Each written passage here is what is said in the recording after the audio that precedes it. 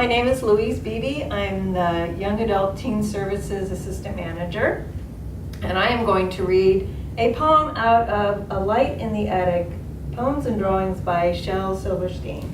And I'm going to read one of the poems that have been challenged. Several have been challenged out of this book that he wrote, but I'm going to read one of them. It's called Little Abigail and the Beautiful Pony.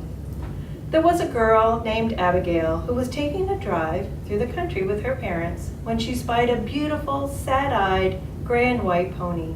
And next to it was a sign that said, "For sale, cheap." "Oh," said Abigail, "may I have that pony? May I please?"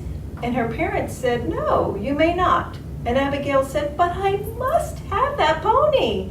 And her parents said, "Well, you can't have that pony, but you can have a nice butter pecan ice cream cone when we get home." And Abigail said, "I don't want a butter pecan ice cream cone. I want that pony. I must have that pony." And her parents said, "Be quiet and stop nagging. You're not getting that pony." And Abigail began to cry and said, "If I don't get that pony, I'll die." And her parents said, "She won't die. No child ever died yet from not getting a pony." And Abigail felt so bad that when she got home, she went to bed. And she couldn't eat, and she couldn't sleep, and her heart was broken. And she did die, all because of a pony that her parents wouldn't buy.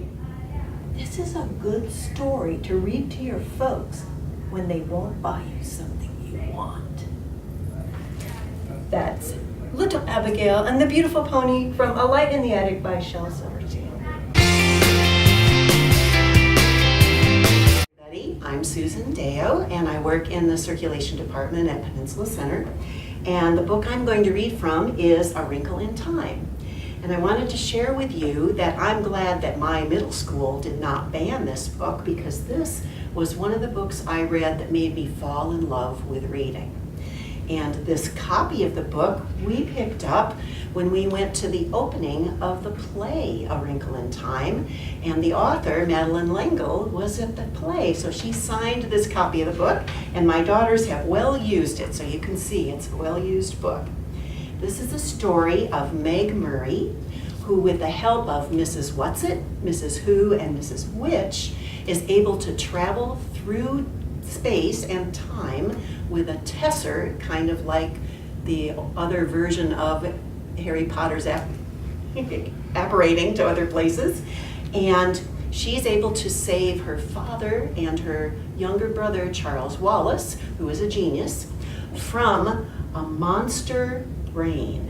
And I'm going to read you a little from that part. "If that great brain were cut, were crushed, would every mind under its control on Camazotz die too? Charles Wallace and the man with red eyes, and the man who ran the #1 spelling machine on the top second grade level, and all the children playing ball and skipping rope, and all the mothers and all the men and all the women going in and out of the buildings, was their life completely dependent on it? Were they beyond all possibility of salvation?" She felt the brain reaching at her again as she let her stubborn control slip. Red fog glazed her eyes. Faintly, she heard her father's voice, though she knew he was shouting at the top of his lungs. "The periodic table of elements, Meg, say it!"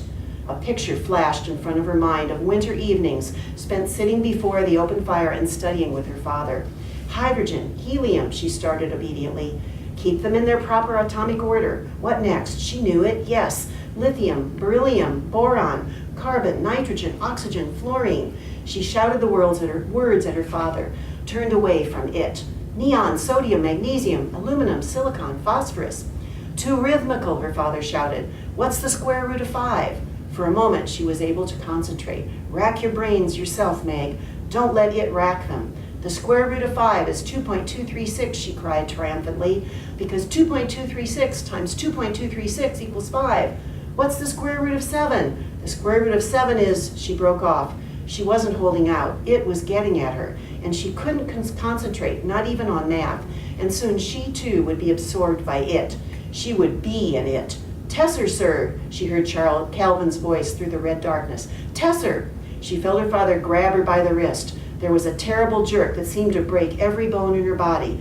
Then the dark nothing of tessering.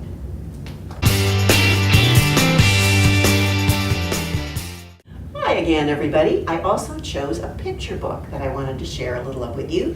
It's called Nasreen's Secret School, a true story from Afghanistan by Jeanette Winter. Now, in this story, Afghanistan is in a war, and Nasreen's parents disappear, and her grandmother is taking care of her. And her grandmother wants to help her because she won't speak now that her mama and papa are gone. So she finds a secret school for girls, and she sends Nasreen to it. And Nasreen learns all kinds of things, but she still won't talk. Then, when the school closed for the long winter recess, Nasreen sat by the fire. Relatives gave us what food and firewood they could spare. We missed her mama and pop and my son more than ever. This is grandmother speaking. Would we ever know what happened? The day Nasreen returned to school, Nina whispered in her ear, "I missed you." And Nasreen answered back, "I missed you too."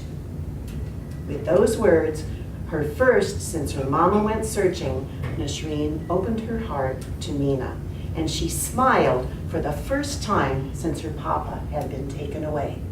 At last, little by little, day by day, Nasreen learned to read, to write, to add, and subtract. And if you want to know more about how Nasreen got to the school and what happened, you can read this book.